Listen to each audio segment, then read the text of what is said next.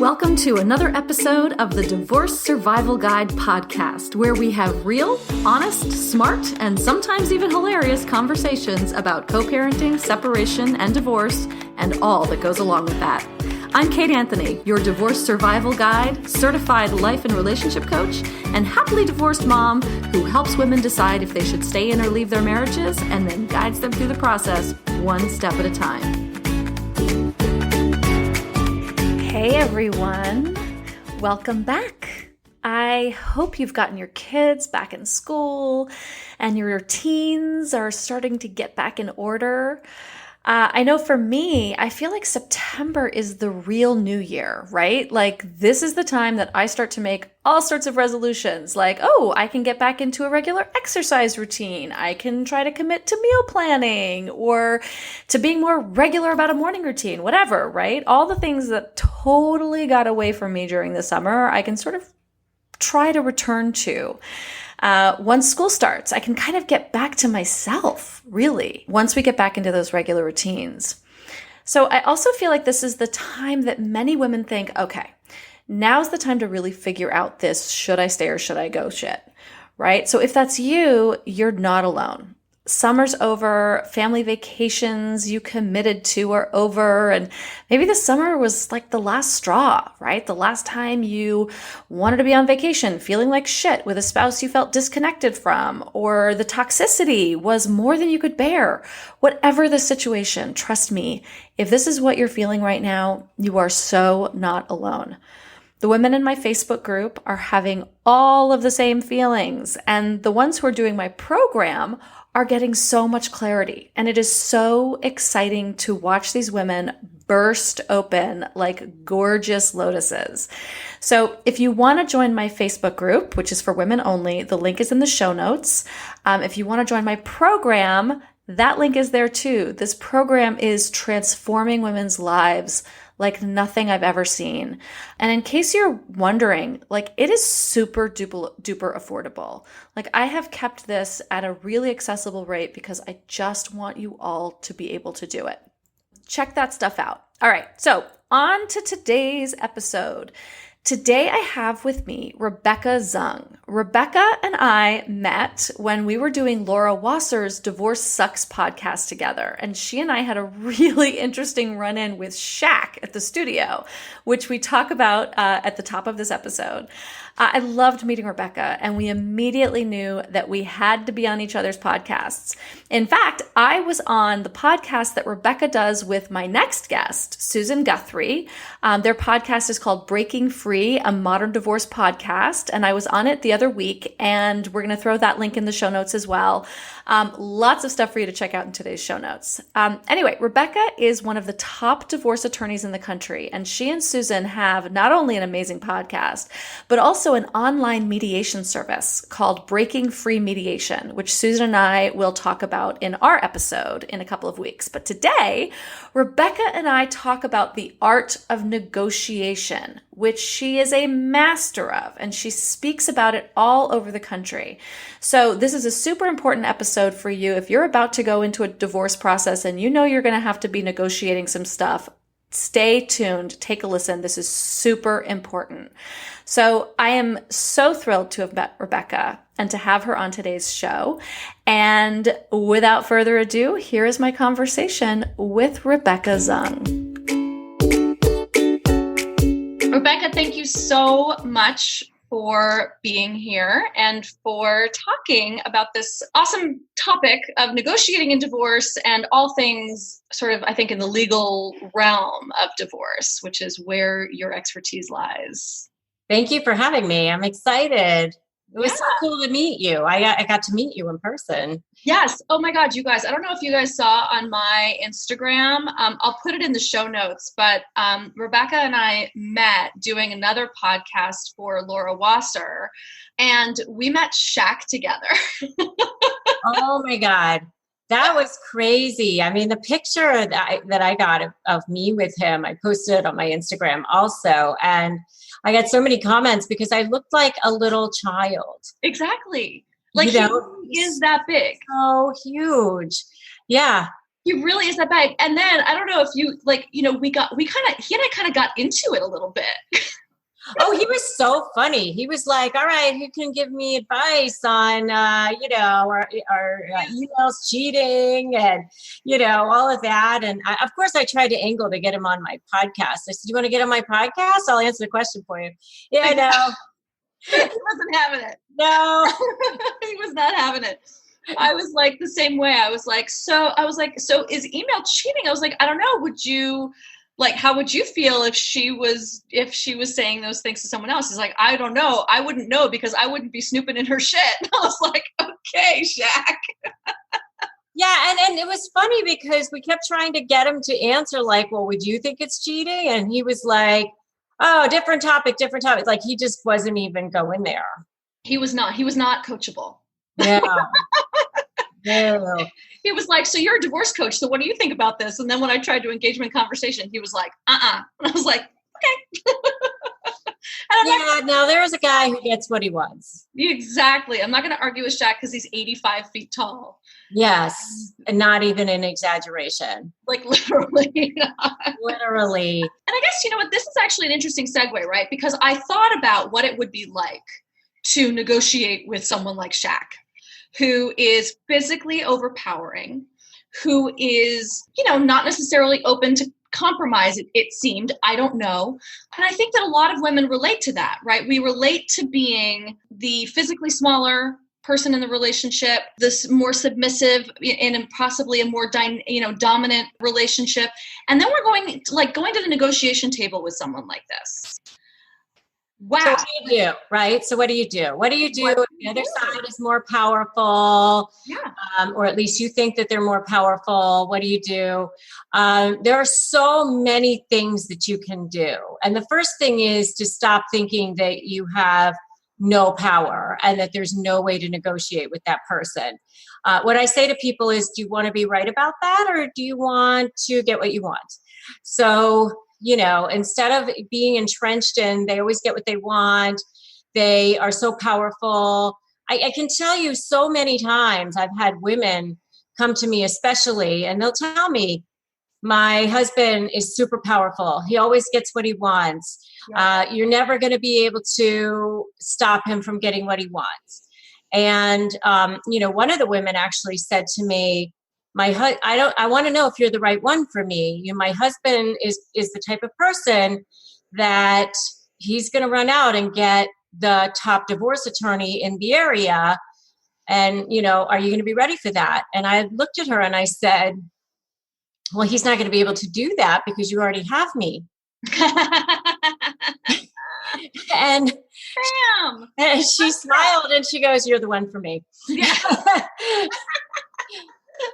So much of it is also a mindset, right? I mean, I walk through the different steps of negotiating, but the very first step is that you and you alone define your value internally. So I tell people to negotiate from the inside out because you have to do the inside work in your head. 80% of negotiating happens before you even walk in a room. If you want to win a negotiation, you have to do the work before you even walk in. Yeah. And it starts, and what people think I mean by that when I say that is that they have to do their research and create their arguments and all of that, which is the second part of what I think people should do. The first part is getting your head on straight and feeling your own value, because you and you alone define your value. And people will think what you tell them to think. So if you go in, a perfect example is Stevie Nicks when she was on Oprah's Masterclass, was talking about how she used to, when she was at San Jose State University and she was 18 years old and she was, singing in some band or whatever, but she was still going to college. And how we all are at 18. Right. She was at San Jose State. She wasn't at Juilliard or anything. Right. And she would dress up in her most amazing rock and roller clothes that she bought at some thrift store. And she would walk across the middle of the campus and think to herself, don't you people know who I am? I'm a rock star. Yeah. Why don't you know who I am? You should know me. It started within her first. This was long before she became Stevie Nicks, the Fleetwood Mac, and the whole thing.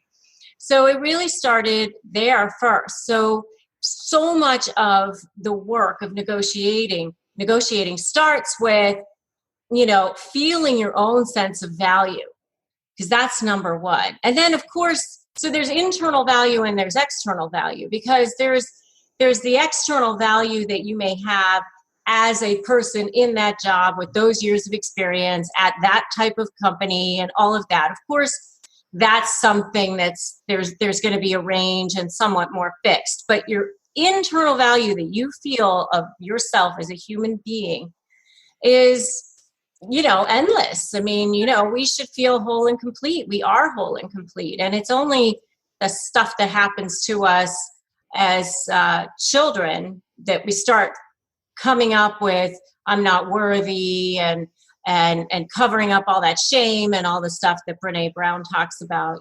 So that's the first step. Yeah. But then, of course, having the knowledge and having your research and having your arguments ready, all of that preparation will help you, because once you go in there, you will be able to use all of that.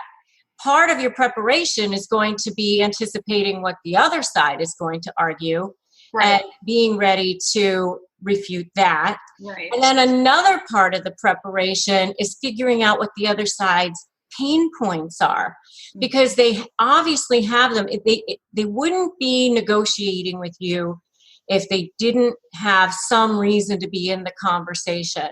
So what is that reason? What's motivating them? What do they want? The most powerful people, if they don't want anything from you, they're not going to sit down and have a conversation with you. So there's something there. Yeah. And figuring out what that is and addressing that pain point so that they can get what they want is going to be critical. Yeah. I love this. I mean, it's so clear, right? And how do you, the internal shift, right? That's the work I do, right? So I love that you talk about that, because that really is the work that I do. And it's one of the reasons that I advocate, and I wonder how you actually feel about this. We haven't talked about this before, but I think I know how you feel about this.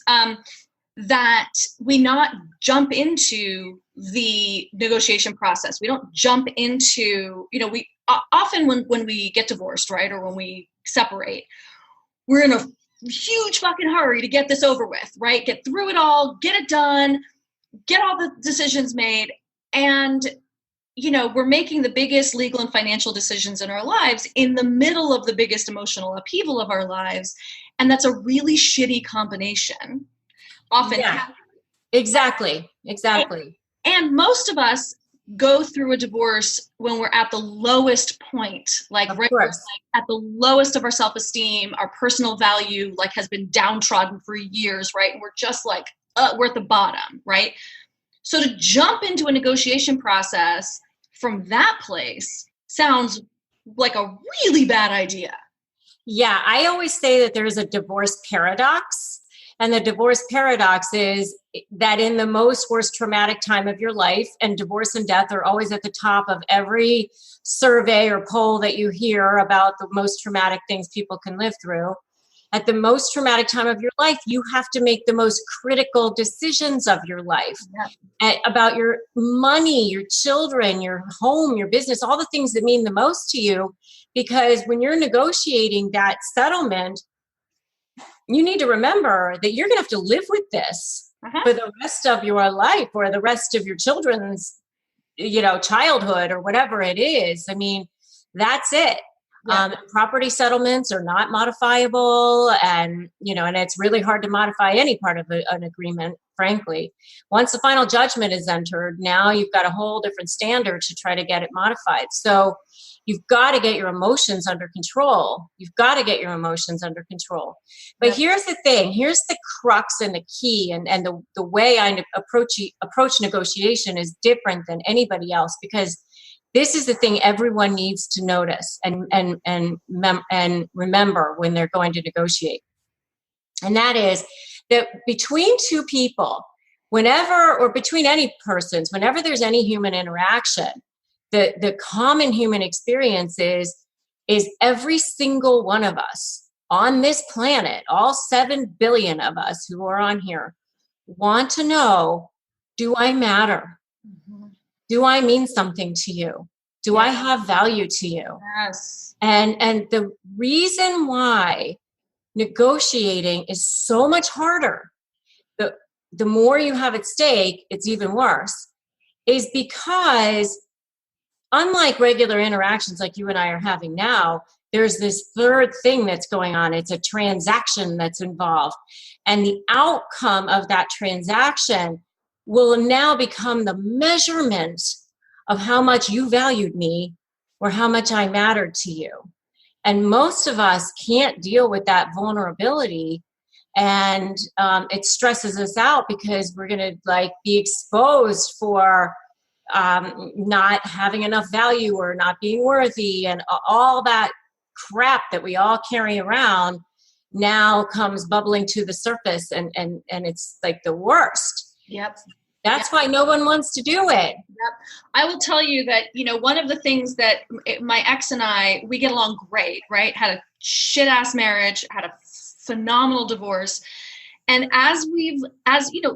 you learn how to work with people over time, right? And one of the negotiating tactics that I have to take on with him when we're negotiating anything around parenting is, and he was really clear about this. He actually told me, he's like, this is what I need from you. But it's exactly what you're talking about, is that he said, I need, whenever you're going to talk to me about something that has to do with parenting, I need you to preface it with telling me that I'm a great dad. Because if you don't do that, the first thing I hear is you're a shitty dad, and I can't get past it to hear what you're saying. And here's the thing. I mean, people are talking about, negotiating with narcissists, and that's a huge buzzword right now. Mm-hmm. And, as Laura Wasser said on our podcast, whether the person actually is a narcissist or not, in the clinical sense, it really doesn't matter, because if your experience with that person is that they appear to be narcissistic, then that's your experience with them, and you have to deal with them in that way. And the thing about narcissistic types of personalities is they are never going to give in, especially if they think that's what you want, or especially if they think that's going to take away from them in some way. So they always have to have the last word. And so you're going to have to come up with a way to back into getting them to give you what you want. Right.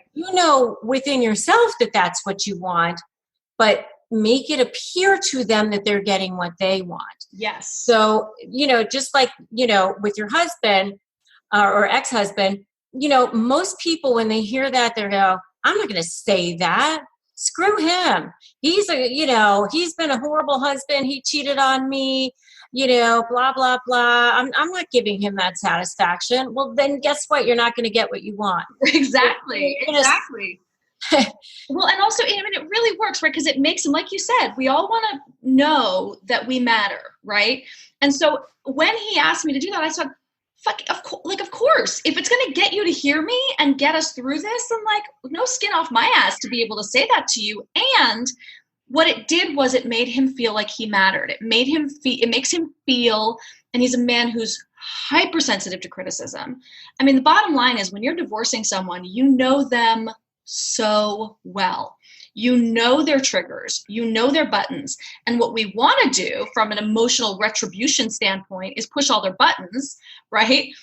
But that's from a strategic standpoint, that's a terrible idea. Yeah, no one ever wins from that. No one ever wins, because the other side is never going to, you got to think through what's going to be the end game here. Where do I really want to go? Right. Is my mission here just to make the other person miserable? Because you're just going to keep yourself miserable in the process and spend lots of money on it, because especially if you have lawyers involved. Yeah. I mean, now you have to talk to your lawyer, they have to talk to their lawyer, then that lawyer has to talk to them, and then they have to come back. And, every single one of those conversations costs money. Yeah. So, a lot of money. A lot of money. like, is it worth that, $1,500, $2,000, $3,000 to simply say the thing that will make them calm? Like, yeah. Yeah. And I want to remind people something that I say a lot as well. And that is, no one has any power over the other person other than the judge. So, you can't, your lawyer can't make the other person do what you want them to do. You can't make the other person do what you want them to do. Their lawyer can't make them do anything. The only way you can make a person do something, and even then it can be questionable, is to get a court order. And, and then sometimes people don't even obey those. The better way is to negotiate in a strategic way so that you can get what you want. Yes. and get them to want to give it to you, get them to be happy about giving it to you. Right. And it's interesting because when you talk about knowing their pain points, right, this isn't about using their pain points against that, right? Because my ex-husband's pain point is feeling like a bad dad, right? Now I could go into that pain point and make him feel like a shitty dad and negotiate from that place, or I can understand that pain point and know what I need to do to massage it. That's exactly correct. Good about himself, right? So it's important to distinguish, right, like what we mean by that, right? Like, yeah, I mean, some people, like when I say to them, you need to create leverage, okay? They think, oh, I don't want to create leverage. I don't want to fight. And I tell them, if you don't want to fight, then you need to create leverage. I know it sounds backwards, but you need to get the other person to feel motivated to want to have a conversation with you, to want to settle, to want to give you what you want. And in order to create that leverage, you've got to know what's motivating them, which may be a pain point or it may be something else. I mean, it may be money, it may be, they could be the same thing, like time with their children, mm-hmm. or looking like a good dad or a bad dad or whatever. Right. But now you know that that's the area that means the most to that person. So you're going to want to figure out a way that they can feel like they're getting that while you also are getting what you want. Right. Yes, exactly. I had another guest on recently who was wonderful, who wrote an incredible book called Magic Words, woman Lindsay Ellison. It's called Magic Words, How to Get What You Want from a Narcissist. And it's a brilliant book because she comes from the world of marketing and branding. And she sort of applies marketing principles to getting what you want from a narcissist. And part of this is creating a personality profile where you're like, what are their pain points? What are the things, what do they really want? And strategically using words that are specific that are going to land for them as if it's what they want, or right. And it's exactly what you're talking about. It's actually brilliant. Yeah. And there's magic words not to use too, or unmagic words that I say in negotiating, that I would say women are more guilty of using, but not always. It can be men too. And, things like, oh, I'm sorry to ask for this, or it's okay if you don't want to do this, or, because disempowering, put whatever it is that puts us in a disempowering, in a disempowering position. Correct. In the conversation, which women are so good at. Yeah. And conditioned. I mean, that's what we do, right? This is how we've been conditioned. Yeah. I mean, because we don't want to look like we're being greedy or guilty or asking for too much or whatever. But people will think what you tell them to think. And so you're communicating to them not to do it. I mean, if somebody came in to me and said, well, you don't have to do this if you don't want to, so I'd already be going, okay, so I don't have to do it, whatever it is, fill in the blank. Right. If you don't want to be passive about it, like if this matters to you, using passive and disempowering language will completely undercut all of that. Absolutely. And body language is a big part of it too. I was fortunate enough to co-present on negotiation skills with Janine Driver, who's a top body language expert. She has these body language institutes in Washington, D.C., and she invited me to come and co-present with her. And it was really fascinating because I got to hear a lot of what she was teaching as well. And so, using powerful body language, just these tiny little things that you can do to appear more powerful that don't even take any work or effort, like grabbing your chin or draping your arm over the chair or, having your hands on your hips in a certain way. Now, you have to be careful because if you have one hand, it could be, construed as sort of an attitude or whatever. There are things that people can do that appear more powerful. Steepling is another one where you take your fingers and just kind of put them together. You see doctors and presidents, people, doing that sort of thing. So those are some things that are easy things to do. And then there's also body language that you can read that, you can kind of tell if the person is lying or not maybe 100% going to do what they say they're going to do. Maybe not necessarily lying, but maybe they're not going to commit. Things like that. So those are just a couple of other things that you can think of when you're actually in the room. Yeah. Interesting. That's really fascinating. Do you know what are some of the things that are tells for the lies or the... Yeah. So for men, if they're ventilating their hair from the front, like kind of like running their hair through their fingers while they're talking. And for women, it's ventilating up from the back through the nape of the neck, up through their hair. Really? Yeah. Like, do I do that? Like, I don't. Yeah. You always think like, oh God, do I do that unconsciously? Do I you know what I mean? Like. Yeah, itching their nose, a lot, because if somebody's sort of sweating a little bit, they start to, blinking a lot can be a sign of lying. The body language experts tell you to be sort of careful about that because people have a baseline of body language as well. Right. That's sort of, their way of doing things. And so maybe some people are, they have allergies or something, so they're always rubbing their nose or whatever. For body language experts, they can review lots and lots of tapes of people and come up with what their baseline is and then figure out when they're actually lying. Fascinating stuff. The other thing that's really fascinating is a concept called embedded commands. And that's something you can use in negotiating too.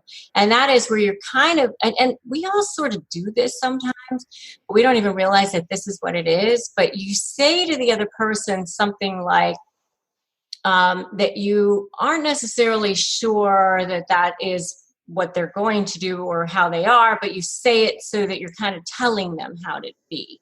So a good example would be, I always trust that you, like if you're talking to your teenager, I always trust that you make the right decisions, something like that. You're basically telling them to make good decisions. Correct. Correct. And yes, so it's, right. Yeah. Right. I'm sure you're going to make the right choice here. Correct. So that's an embedded command. And those are good tools to use when you are talking to somebody in a negotiation. It's so funny because I just told a client this. I just told them to sort of use this sort of language when talking to their husband about ex-husband with something about co-parenting, and to use language like, I know that you're really committed to putting our children first and to making the right decision when it comes to, how we discuss these sorts of things around our children, right? So you're saying like the entire purpose of having the conversation is they're not behaving that way, right? But you're speaking the commitment as you said. Right. So you're embedding a command in them basically. And so, yeah, like who's going to say, I don't want the best for my child or whatever. Yeah. Exactly. So it's so much more powerful than the opposite, which is what I hear a lot, where people go, don't you want what's best for our children? And, and of course the people are going to go, of course I do, like, whatever. But then they're on the defensive and they feel like they're being attacked. And so now they're not in conversation with you. Right. And it's really an invitation, right? It's like, I know that you're as committed to this as I am. And so you're inviting them to come to the table and work this through collaboratively. That's exactly right. And I'll tell you, this is not a divorce example, but a really great example for people if they want to go and check it out is on YouTube. You can find where Mr. Rogers went in front of Congress in 1969. His show had only been on the air for 1 year, and it was still kind of fledgling at that point. And he went in front of this really super gnarly, prickly senator named Senator John Pastore. And he had this huge reputation for being extremely difficult, being very prickly, and he kind of relished it, that particular senator. So here's nice little Mr. Rogers comes in front of him, and the senator starts off with, "All right, Rogers, you've got the floor." Like, so disrespectful. Right off. Talk to Mr. Rogers like that. It's right off the bat. That's what he starts with. And, so Mr. Rogers starts with, "I've given you something to read. It's about my philosophy and children. You've said that you'll read it, and I trust that you will." Embedded command right there. Right there. I know that you care about the future of children and our country. Such embedded commands, embedded command, embedded command, embedded command. And within 6 minutes, he got this guy to give him $20 million, which is the equivalent of like $135 million today. In 6 minutes. At the end of it, the guy said, "I very much want to watch the program. You've given me goosebumps," all of this stuff. 6 minutes. So if you want to see a really good example of somebody, and you talk about one person had power and the other one didn't, Mr. Rogers had none of the power. This guy had all of the power. And we're going to find that clip and put it in the show notes. We'll put episodes in the show notes. Yeah. But he also had his research ready.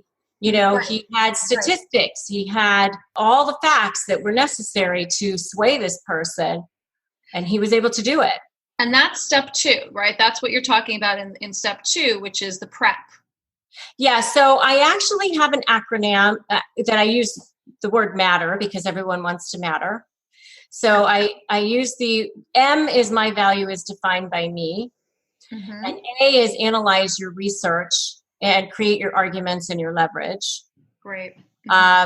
T is actually dressed to a T and use powerful body language and powerful words. Mm-hmm. Because dressing like confidently, there's actually Psychology Today articles on how the impact on your psyche of what you're wearing. Yep.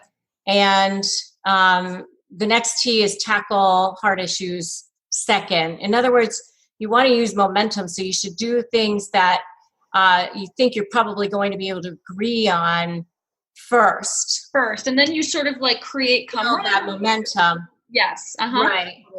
E is keep your emotions in check, and R is and I talk I can talk more about how men and women are different in that arena with the emotional side of things, but R is record all agreements in writing, even if it's just a follow-up text or email, just to make sure. And by the way, even if you don't come to an agreement, it's not a loss because you learn something. You always learn something when you talk to the other side, and it will either prepare you for the next time you talk to that person or the next time you negotiate something else. Yes, absolutely.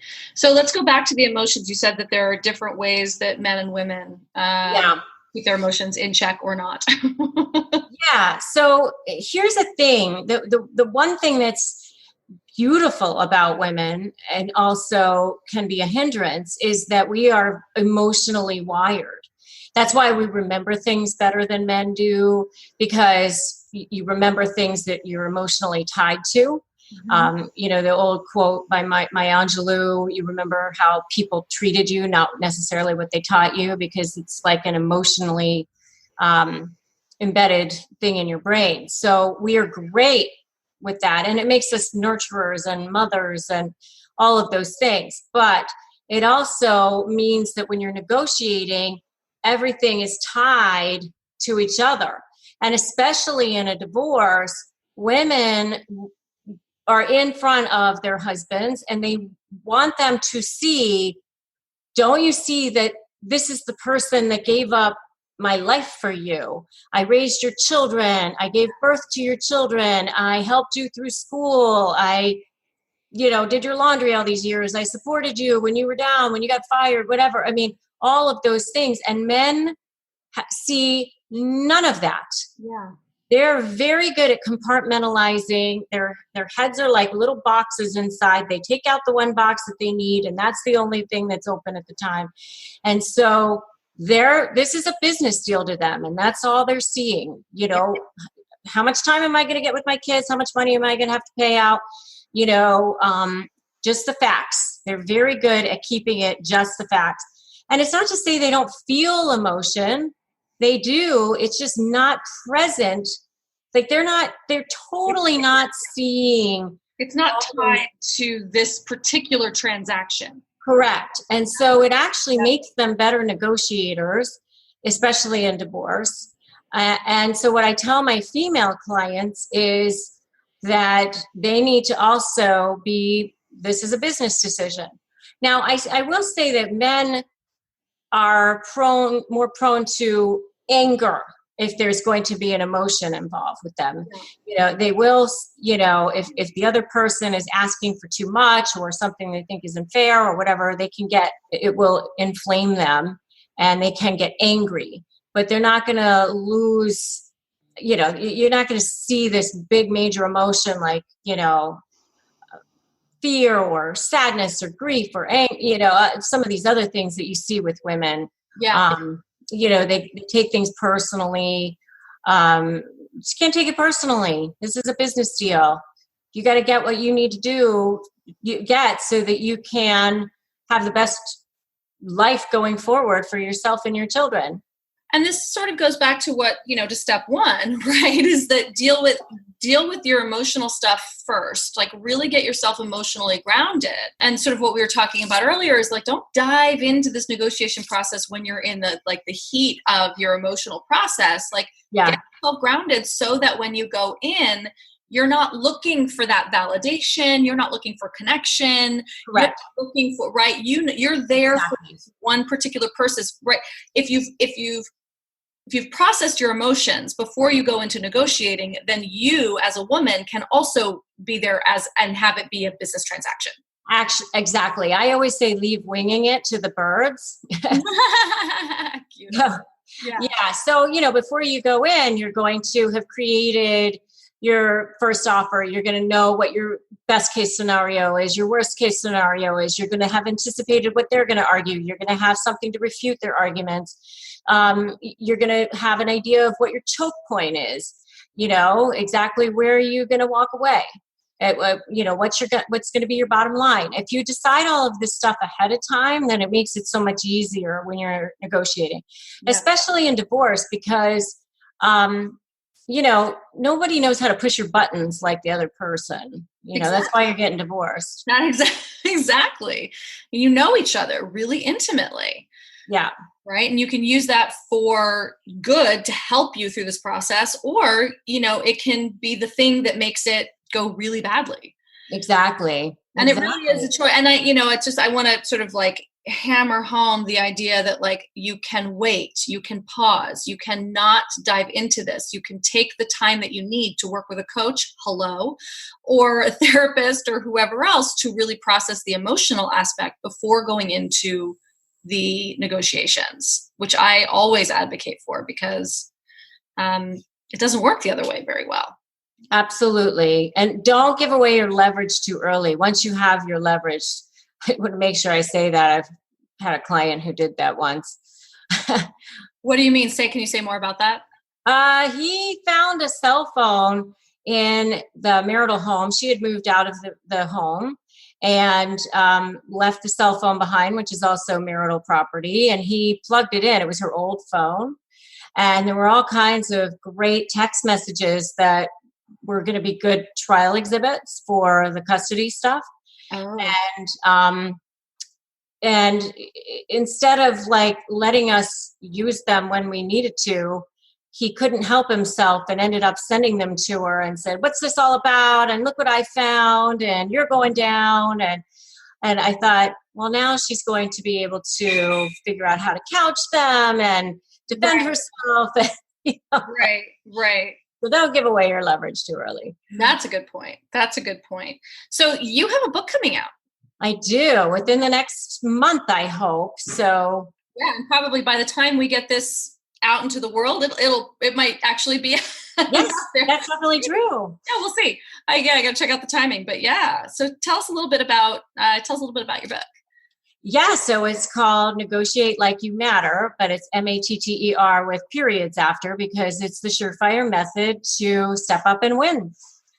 And it's the points that I gave you, but also so much more. There's exercises and resources and all sorts of things in there. So it'll be absolutely, I wanted the guide, the tool that people could use to be able to get what they want, not only in divorce negotiation, but any other type of negotiation.